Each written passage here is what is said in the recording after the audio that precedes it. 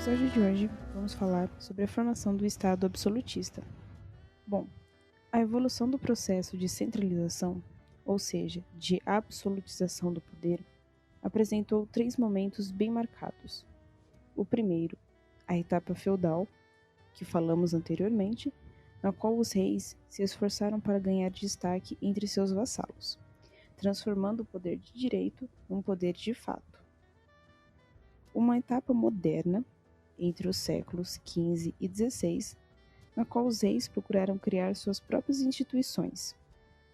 E uma terceira etapa de consolidação, entre os séculos XVI e XVIII, na qual a racionalização e a burocratização atingiram seu ápice, definindo a forma do Estado moderno. Essas tendências foram evidentes na Inglaterra e na França, e menos evidentes em Portugal e na Espanha. Na Itália, a força das cidades independentes impediu a unificação até o século XIX. Na Alemanha, as lutas religiosas e sociais, especialmente a Guerra Camponesa, fortaleceram o poder em nível local. A grande exceção à tendência geral foi a Holanda, nascida da revolta contra a Espanha no século XVI. Formou-se a partir da reunião de 7 províncias do norte, que passaram a formar a República das Províncias Unidas. A Holanda era a primeira nação marítima e comercial, e o grande centro das feiras industriais da Europa. Na França, o modelo mais acabado e mais bem desenvolvido do absolutismo, o avanço do Estado se deveu à crise da Baixa Idade Média, à intensidade das revoluções camponesas e urbanas, que colocavam em xeque as classes dominantes e criavam obstáculos ao próprio desenvolvimento econômico. O Estado forte continha as rebeliões sociais e dinamizava a expansão do comércio, promovendo a retomada do desenvolvimento econômico. O Estado absolutista só pode ser compreendido, portanto, na sua mais íntima relação com as camadas sociais. Na França, no século XVII, haviam 3 camadas sociais: o clero, a nobreza e o terceiro estado. O clero possuía inúmeros privilégios e tinha seus próprios representantes, tribunais e assembleias. Recebia os dízimos da população e não pagava a talha ao Estado. Apresentava, porém, uma enorme diferença social entre o alto e o baixo clero. De um lado, os bispos, os maiores proprietários do reino, e de outro, os padres reduzidos a uma situação miserável, vivendo de um pequeno salário. A nobreza conservava privilégios fiscais, pois não pagava impostos. Tinha direito a uma justiça especial, a caça e a exigir dos camponeses obrigações feudais. Não havia apenas uma nobreza, haviam várias. A nobreza cortesã, mais elevada, que recebia os favores do rei, os principais cargos e benefícios. A nobreza togada, de origem burguesa, que fora nobilitada e exercia cargos de confiança no governo. E a nobreza provincial, muito misturada e com dificuldades para sobreviver, buscando casamentos vantajosos com a alta burguesia. O terceiro estado reuniu o restante da população do país. O terceiro estado reuniu o restante da população francesa, cerca de 18 em 19 milhões de habitantes, a maioria sem privilégios, podendo ser dividido em 3 classes diferentes: a burguesia, os artesãos e os camponeses. A burguesia compreendia os homens de negócios, industriais e comerciantes, que formavam a alta burguesia, os oficiais ligados à administração e à burocracia, juntamente com os profissionais liberais, advogados, médicos e escrivães, que compunham a pequena burguesia. Os artesãos estavam agrupados em corporações, segundo sua especialidade de trabalho. Tinham baixa condição de vida e estavam sujeitos a longas jornadas de trabalho. Os camponeses, a camada mais numerosa da sociedade, viviam sob a opressão dos impostos reais, das obrigações feudais, dos dízimos ao clero e das corveias. Todos esses impostos e obrigações tornavam-se insuportáveis por ocasião das secas, às quais se sucediam as fomes e as doenças. O conflito entre as classes sociais foi a condição fundamental do poder absoluto dos reis. É claro que este conflito se tornava muito mais acentuado com a extrema divisão na sociedade. O próprio rei incentivava a luta entre as classes sociais, procurando se sobrepor a elas, para aproveitar as divisões em seu próprio benefício. Nesse sentido, o rei protegeu a alta burguesia, lhe deu vantagens comerciais e industriais, e lhe cobrou impostos, garantiu o crescimento social, apoiando-se contra o clero e a nobreza. Do mesmo modo, concedeu numerosos privilégios ao alto clero e à nobreza, atraindo-a para seus palácios e lhe dando cargos e benefícios. Também protegeu as corporações dos artesãos contra os grandes capitalistas, assegurando seus direitos, ao mesmo tempo em que defendeu os artesãos e capitalistas contra os assalariados. Garantiu a existência dos camponeses, impedindo que fossem destruídos os direitos de posse e propriedade adquiridos pelo costume. Em resumo, o poder real descansava sobre o conflito generalizado que tendia a equilibrar as forças sociais, especialmente o conflito entre as duas classes mais poderosas, nobreza e burguesia. Na França, o poder real cresceu lenta, mas progressivamente, durante todo o século XVI. As guerras de religião que abalaram o país nos fins do século XVI e princípio do século XVII impediram o avanço do absolutismo. Mas, na segunda metade do século XVII, com Luís IV, o absolutismo já se encontrava perfeitamente configurado. Por volta de 1520, começaram a aparecer em Paris os primeiros protestantes, que aos poucos foram conseguindo novos adeptos. Elementos da burguesia e da nobreza, uns atraídos pelo reformismo, outros irritados com a perseguição, e todos, principalmente os nobres, preocupados com o aumento do poder do rei. Foram se convertendo ao novo culto. Essa oposição à centralização e ao avanço crescente do poder do rei deu à luta religiosa na França um caráter muito político. Com Francisco II, o poder era praticamente exercido pela família católica dos duques de Guise, em virtude da fraqueza do rei. Os protestantes tentaram atrair o rei para seu partido, numa conspiração chamada de Amboise. A reação dos católicos, liderados por Antônio de Guise, foi violenta, massacrando um grupo de protestantes que celebrava seu culto. A partir desse momento, a guerra entre católicos e protestantes tornou-se incontrolável e foi uma grande característica de um conflito generalizado, ainda que irregular e confuso. Ambos os lados não hesitaram em pedir ajuda de fora, tanto da Inglaterra quanto da Espanha.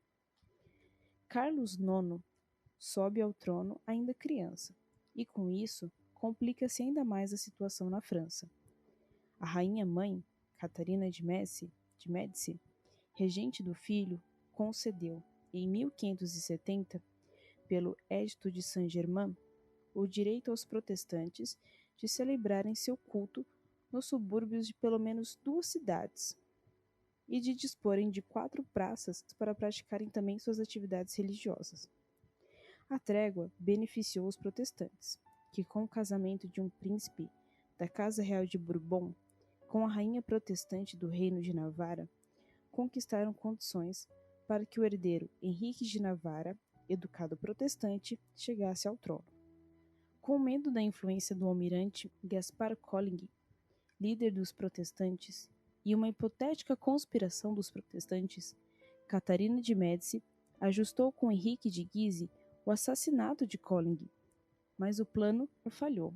O rei Carlos IX Exigiu que se apurassem as responsabilidades, e Catarina o convenceu da existência de uma conspiração e da necessidade de reprimir os protestantes em Paris. Foi a noite de São Bartolomeu, a 24 de agosto de 1572, na qual foram assassinados cerca de 3.000 protestantes, entre os quais Coligny. Ressurgiu então a guerra, violentamente estimulada pelo Papa e seus representantes na França, envolvendo voluntários de toda a Europa. 2 anos depois, morreu Carlos IX e subiu ao trono seu irmão, Henrique III, começando a disputa que ficou sendo conhecida como a Guerra dos Três Henriques. Henrique de Guise, muito mais preocupado em conquistar a coroa do que defender a fé, fundou com os líderes católicos franceses a Liga Católica, que passou a fazer, juntamente com Catarina de Médici, forte pressão sobre o rei Henrique III. Este mandou assassinar Henrique de Guise e foi deposto pela Liga. Aliou-se em seguida com o protestante Henrique de Navarra e cercou Paris. Durante o cerco, em 1589, Henrique III foi assassinado e seu herdeiro acabou sendo Henrique de Navarra, a quem Henrique III designara seu sucessor. Henrique de Navarra assumiu o trono como Henrique IV, depois de repudiar o protestantismo.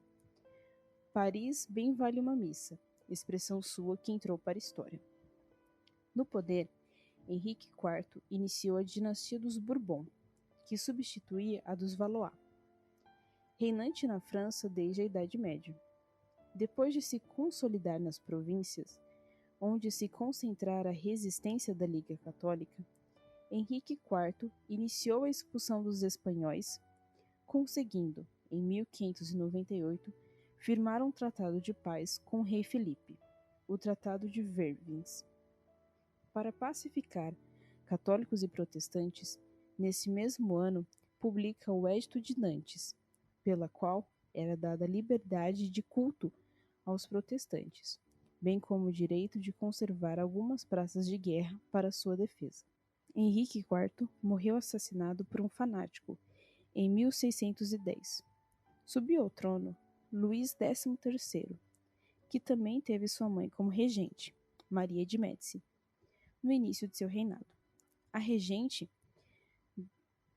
instruía as tarefas reais ao cardeal de Richelieu, que, para fortalecer o poder real, decidiu combater mais uma vez os protestantes. A perseguição termina com a tomada da fortaleza de La Rochelle, onde os protestantes tinham se escondido, e, derrotados, perderam seus direitos políticos e militares. Conservaram apenas sua liberdade de culto. Ainda no plano interno, Richelieu opôs-se à nobreza e criou os intendentes, funcionários que fiscalizavam as províncias. Externamente, procurou aumentar o poderio francês, chegando a ajudar na Guerra dos 30 Anos, e com isso garantir os interesses da França na Europa. Richelieu morreu em 1642 e Luís XIII no ano seguinte. Subiu ao trono Luís XIV, sob a regência da rainha-mãe Ana d'Áustria e do cardeal Mazarino. Esse governou até 1661. Os aumentos dos impostos decretados pela regência voltaram à burguesia e à nobreza, que se uniram nas chamadas frondas. Essas revoltas diminuíram o poder real e desorganizaram a França. A morte de Mazarino precipitou o governo pessoal de Luís XIV. Queria se caracterizar como o melhor exemplo do absolutismo. Preparado desde a infância por Mazarino para o exercício do poder real, Luís XIV sintetizou suas ideias absolutistas na famosa frase: "O Estado sou eu". Logo que assumiu o governo, acumulou as funções de rei e de ministro, afastou os ministros permanentes e esvaziou o conselho. Nas províncias foram confirmadas as intendências ligadas diretamente ao poder central, exercendo toda a autoridade em matéria de justiça, economia e política. além de fiscalizar os oficiais detentores de cargos públicos. Na questão social, Luís XIV promoveu o crescimento da burguesia e dela recrutou alguns ministros. Para controlar a nobreza, atraiu-a para a corte, oferecendo luxo, festas e benefícios financeiros. O Palácio de Versalhes passou a acolher cerca de 6.000 pessoas, ao mesmo tempo em que a corte servia de compensação aos nobres pela perda do poder político. Satisfazia também a vaidade de Luís XIV, ou como era chamado, o Rei Sol, que adorava estar cercado por centenas de pessoas que o bajulassem. Em 1685, redefinindo a política religiosa na França, Luís XIV aboliu totalmente o Edito de Nantes, o que determinou grande evasão de capitais, levados pelos protestantes que deixaram o país. A política externa de Luís XIV envolveu a França em numerosas aventuras militares, como a guerra contra os Países Baixos e da sucessão da Espanha, com objetivos de expandir o poder da França, sempre visando a grandeza do país e seu domínio na Europa. Com sua morte em 1715, chega ao fim seu longo reinado e, ao mesmo tempo, o fim da supremacia francesa na Europa. Iniciava-se, assim, a fase de domínio da Inglaterra.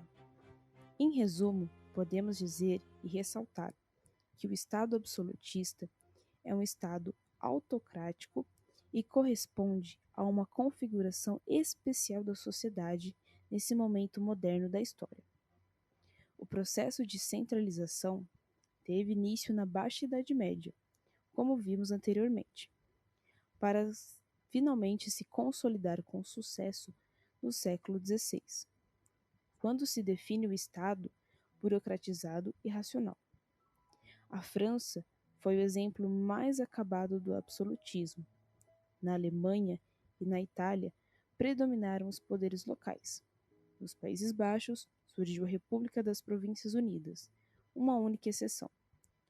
O poder absoluto tinha por base social as divisões de classes, extremamente intensificadas pelas enormes diferenças entre o clero, a nobreza e o terceiro estado. O poder era exercido pessoalmente pelo rei, ou este encarregava um primeiro-ministro de fazê-lo, com base em uma burocracia bem organizada. Na França, o absolutismo foi retardado pelas lutas religiosas. Só na segunda metade do século XVIII, com Luís XIV, é que o absolutismo foi implantado. Em compensação, surgiu na sua forma mais radical e famosa. O absolutismo na Inglaterra foi iniciado por Henrique VIII, da dinastia Tudor, e consolidado por Elizabeth I. O absolutismo na Inglaterra. A afirmação do poder real na Inglaterra tem início no século XVI, com a dinastia Tudor.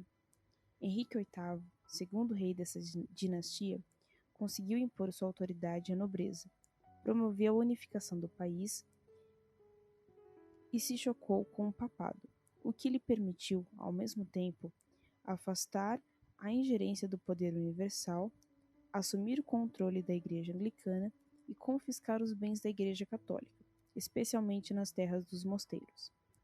Filha de Henrique VIII e Ana Bolena, Elizabeth assumiu o poder em 1558, após a morte de sua irmã Maria Tudor, governando a Inglaterra até 1603.